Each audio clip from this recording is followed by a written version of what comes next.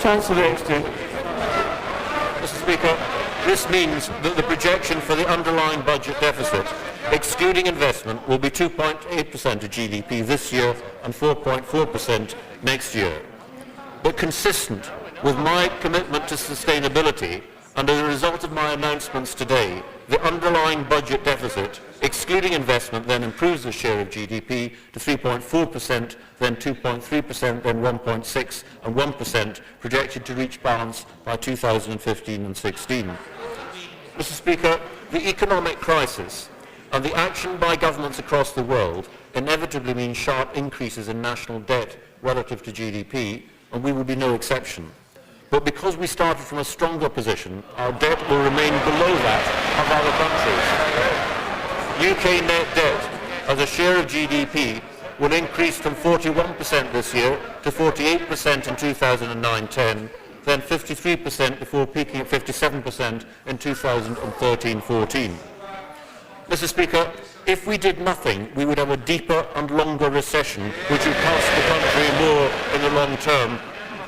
So in these exceptional circumstances, allowing borrowing to rise is the right choice for the country, as the CBI, the Institute of Directors, the Institute for Fiscal Studies, the IMF and many other countries have all said in recent weeks. Mr. Speaker, we will continue to invest in public services just as we have done over the last 10 years. Investing in schools or hospitals or modernising infrastructure and transport links is not just an effective way of stimulating the economy, safeguarding jobs and protecting incomes, it's also vital for the future strength and health of our country. We've seen in the past the long-term damage that cutting public investment has on the essential fabric of the country and the support that people need. Since 1997, we've doubled the NHS budget, cutting hospital waiting lists. Spending on education is 60% higher, improving schools and exam results, and transport spending is up by 70%. With over 130 major road schemes and record numbers now travelling by rail. Total government spending on much-needed investment and public services has increased from £322 billion 10 years ago to £584 billion last year. And Mr. Speaker, through the current spending review, we will continue to support and improve key public services to meet the ambition of the people of this country. And the challenge is to continue to deliver these improved services while ensuring that we continue to get value for money. Today I can tell the House that since 2004, the government has delivered £26.5 billion of its efficiency savings, exceeding the target set by Sir Peter Gershon by £5 billion. And building on this, at last year's comprehensive spending review, we committed to improve value for money, targeting a total of £30 billion by 2010-11, without putting public services at risk. But as the original Gershon report said, there is a point where frontline public services would be affected, and we will not pass that point. But having carefully considered the extent and limits of the efficiency savings, today I can announce that the government will now find an additional £5 billion of efficiencies in 2010-11, for a total saving of over £35 billion over 3 years. We know extra savings are achievable because independent reviewers have identified new efficiencies across the public sector operations, coming through the lowering cost of back office operations, better procurement, and examining property holdings and asset sales. And by continuing to make efficiency savings, we can help fund the action needed to help families and business. But we'll also ensure spending continues to rise from £584 billion last year to £682 billion by 2010-11. And in the next spending review thereafter, we will continue to put money into public services and investment to maintain the gains of the last decade by increasing current spending by an average of 1.2% in real terms.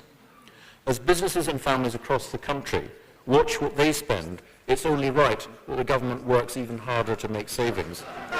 Mr. Speaker, I now want to turn to a wide range of measures which I'm taking to support the economy and the people of this country. They will help businesses, will support homeowners, and boost people's incomes now. Bringing forward capital spending on major projects supports jobs and businesses, and I want to do more.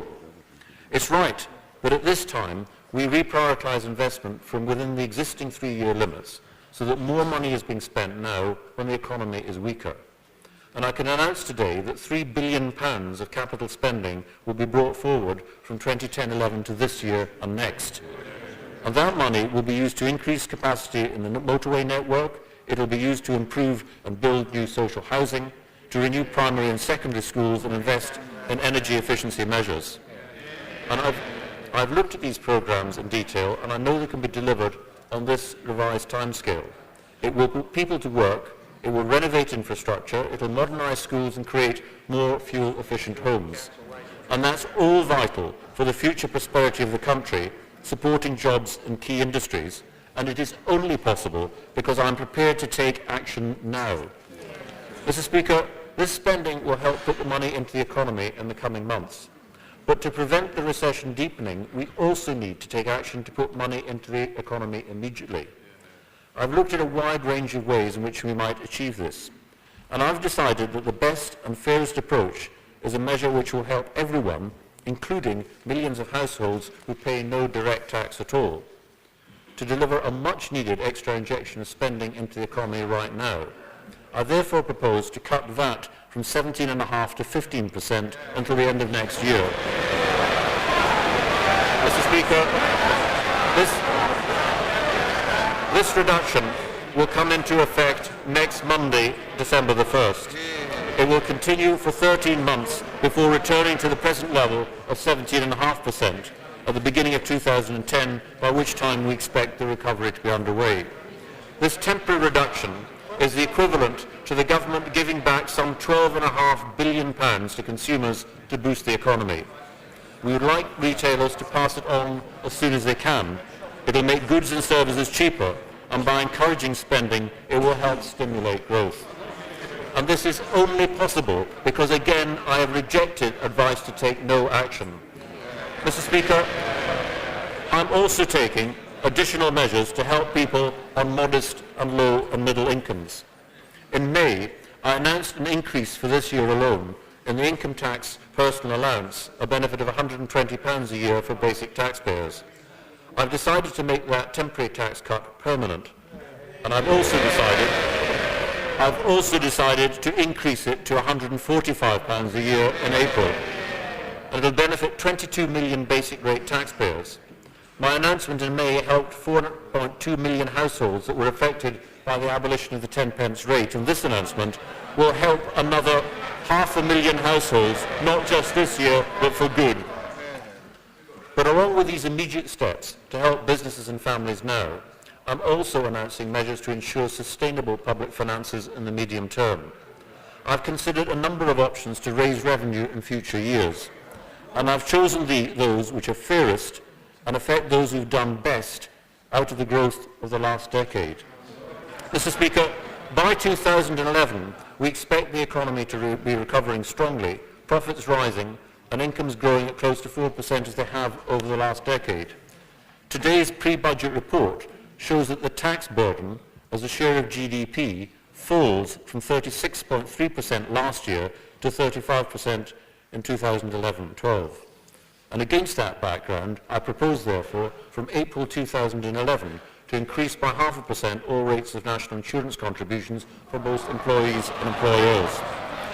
But to ensure that this increase does not fall on those on low or modest incomes, I have also decided at the same time to raise the starting point for national insurance to align it with that of income tax, so no one under £20,000 will pay any more national insurance contributions as a result.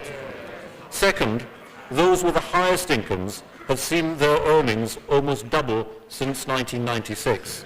So again, from April 2011, I intend only on income over £150,000 to introduce a new rate of income tax of 45%. This higher rate of tax will only affect the top 1% of incomes. I also intend to withdraw the long-standing anomaly of the income tax system by which the personal allowance is worth twice as much to higher rate than basic rate taxpayers. And again, I will protect those on middle incomes, and this will only affect those that are earning over £100,000, that's the top 2%. So from April 2010, those with incomes between 100,000 and 140,000 will see the value of their personal allowance reduced, so they get the same benefit as basic rate taxpayers. And for people with incomes above £140,000, I'll withdraw the full value of that personal allowance. I also intend to maintain the ceiling on tax relief given to people with pension funds of up to £1.8 million until and including 2015-16. The reduction in VAT lowers the amount of tax paid on tobacco, alcohol and petrol. In addition, of course, petrol prices have come down by about 7 pence a litre since last month alone. So I'm going to offset the VAT reduction by increasing those duties to an amount which will keep the overall cost to consumers the same this year. Of course, if we see a stronger economy and increased tax revenues, Mr. Speaker, if we... With the chance